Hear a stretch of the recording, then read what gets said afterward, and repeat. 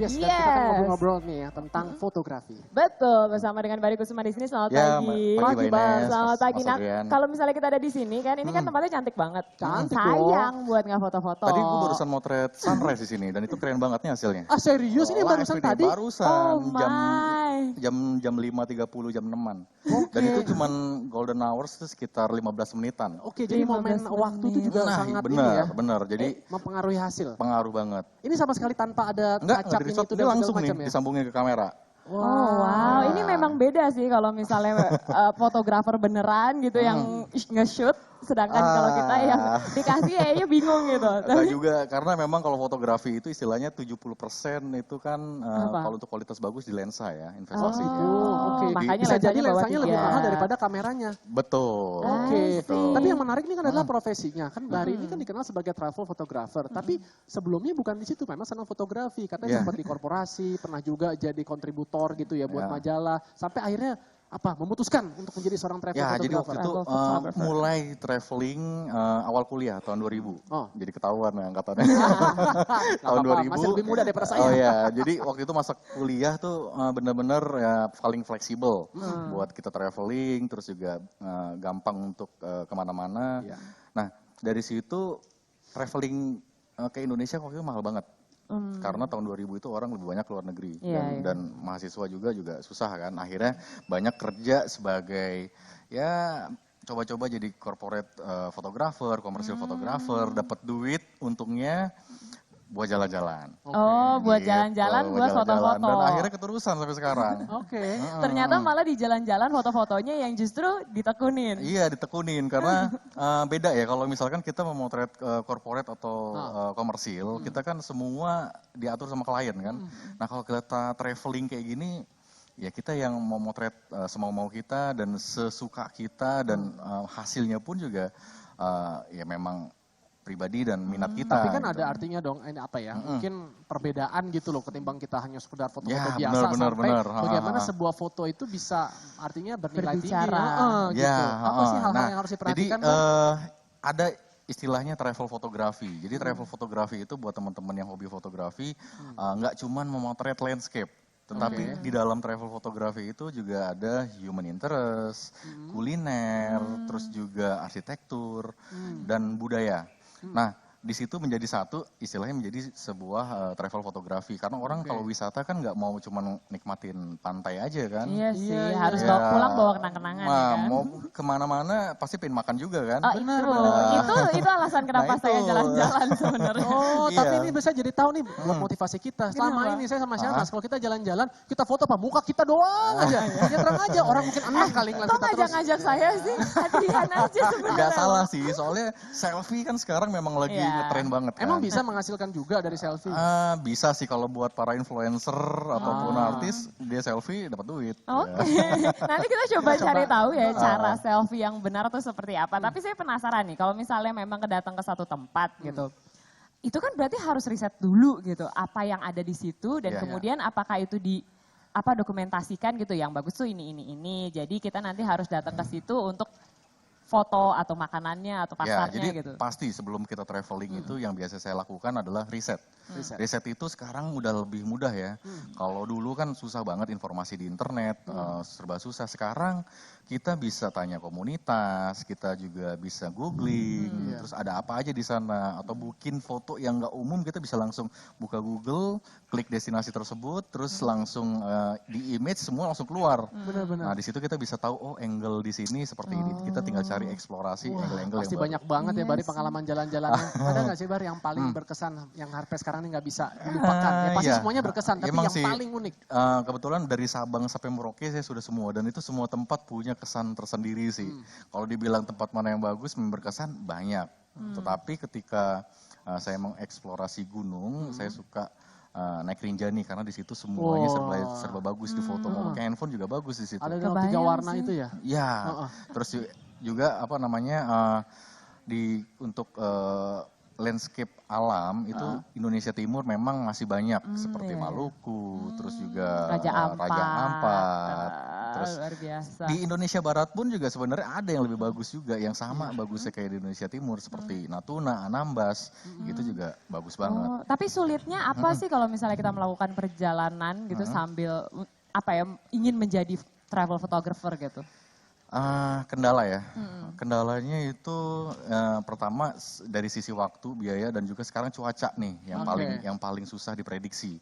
Kalau dulu 5 tahun, 10 tahun yang lalu itu cuaca udah tahu nih musim kemarau, musim hujan. Sekarang udah nggak terprediksi banget dan susah banget. Nah itu kadang tantangannya buat travel photographer kan. Berarti semua kamera punya payung sendiri. Nah iya nih makanya di sini saya juga yang kalau memang teman-teman pengen jadi travel photographer, biasanya peralatan yang dibawa itu adalah lensa yang sangat berpengaruh. Di sini saya mau kasih tahu, ini adalah lensa wide. Lensa wide range 7 sampai 14 mili, ini khusus buat landscape. Nah, khusus buat landscape kalau mau motret orang ya orangnya jadi lebar juga gitu ya.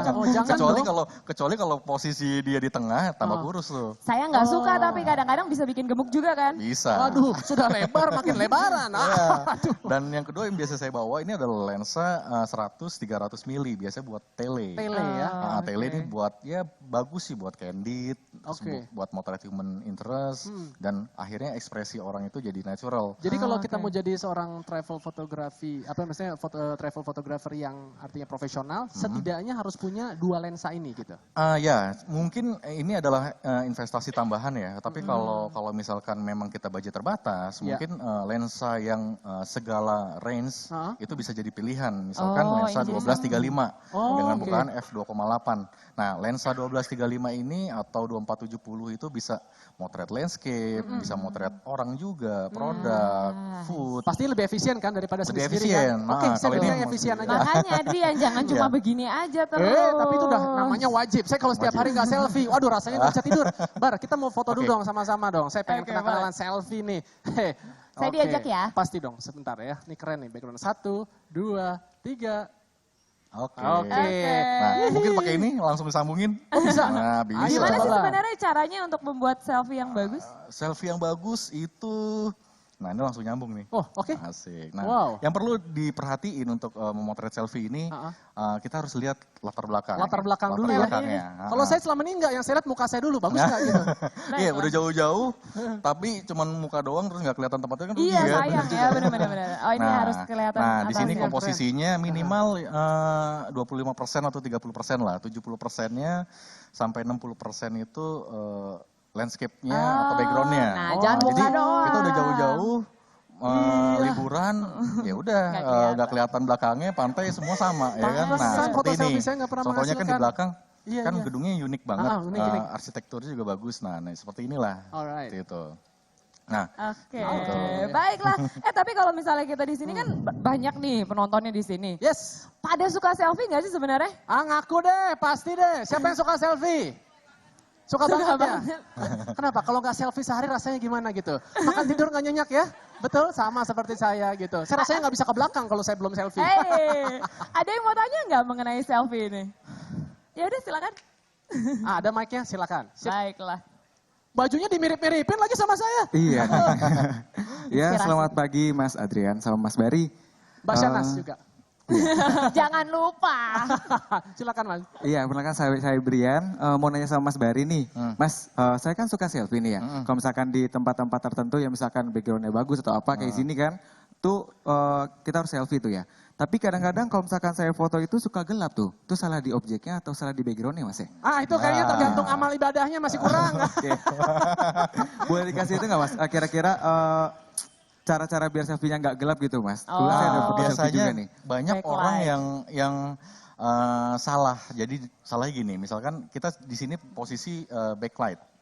Karena mataharinya berada di sana berarti posisi kita harusnya jangan ke depan dengan jangan membelakangi ya. Matahari. Itu kebanyakan teman-teman yang selfie-nya gelap seperti itu, membelakangi matahari karena mungkin bagus mataharinya, carilah yang lain. Seenggak-enggaknya setengah atau full dapat muka itu jadi dapat Seperti itu. Karena pada umumnya lensa itu memang akan mencari mana cahaya gitu ya. Ya, karena dia akan mencari yang terang kan. Ketika ada bagian yang gelap, apalagi handphone, dia kan otomatis. Iya. Nah, ketika otomatis kayak gitu, akhirnya backgroundnya jadi over. Oke. Nah, akhirnya percuma ya kan. Tapi artinya memang nggak bisa ya mengandalkan handphone. Mengingat kan sekarang handphone banyak yang megapikselnya sudah besar-besar, udah tinggi-tinggi. Bisa. Jadi handphone itu kalau mau memaksimalkan sebenarnya, karena kan lensanya kan terbatas. Lensanya terbatas, kita harus pakai alat bantu yaitu tongsis. Baiklah, jangan lupa dibeli kalau buat jalan-jalan dibawa. Tongsis, jadi kita memang harus agak jauh jaraknya. Nah, kalau memang pingin lebih puas lagi itu kita pakai action cam. Action cam itu seperti apa? Action cam seperti GoPro. Oh, yang kecil-kecil. Yang kecil-kecil karena apa? Itu sangat wide dan semuanya dapat karena sangat wide semuanya dapat dan kita bisa hasilnya pun juga sekarang pun udah oke banget. Kalau pakai tripod Mas Bari? Nah kalau pakai tripod juga boleh, tapi cari yang feature kamera misalkan mirrorless atau DSLR yang sudah bisa WiFi. Jadi bisa langsung. Jadi bisa pakai WiFi. Kita bisa install aplikasinya, terus pakai tripod sendiri, terus kita tinggal lihat komposisinya sudah bagus, jepretnya dari handphone. Jepretnya dari sini langsung wah gila. Ini gitu. jadi peluang investasi buat saya nih, bisa menghasilkan. Thank you nih investasi. Kalau Adrian selalu ngomonginnya dari sisi ekonomi, tapi saya penasaran juga sih sebenarnya kalau dari sisi ekonomi dulu jadi fotografer komersil gitu.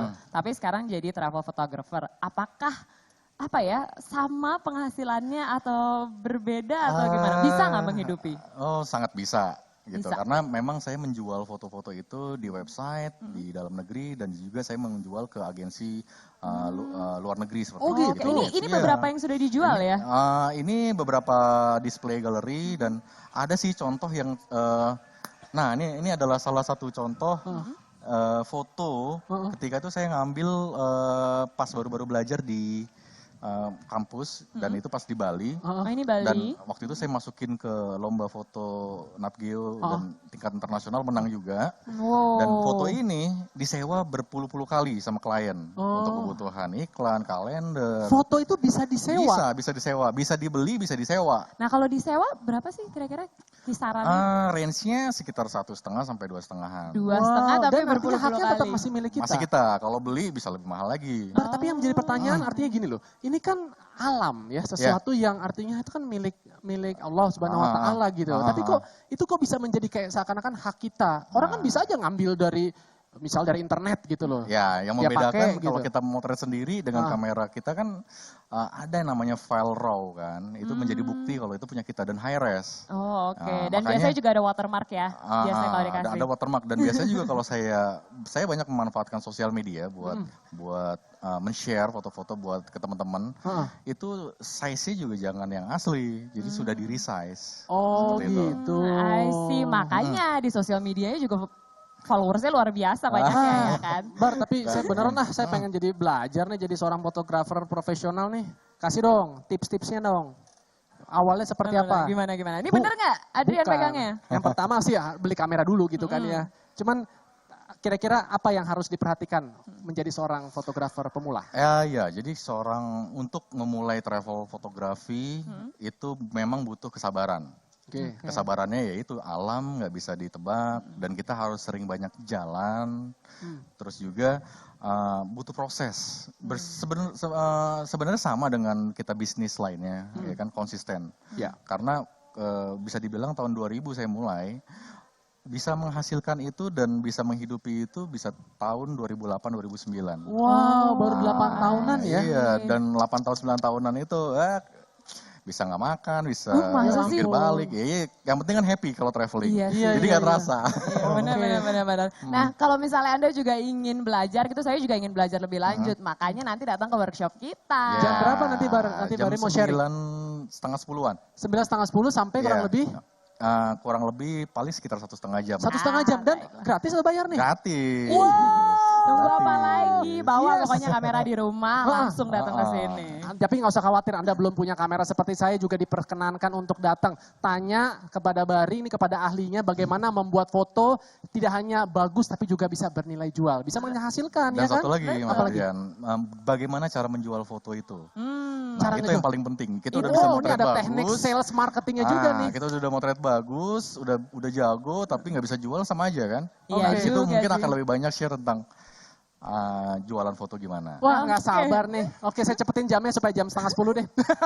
Oke, kita tunggu pokoknya di sini ya, Nes. Yes, pastinya kita masih ada informasi menarik lainnya dan juga masih ada Tessa Sumendra di sini. Jangan kemana-mana, tetaplah di Indonesia Morning Show.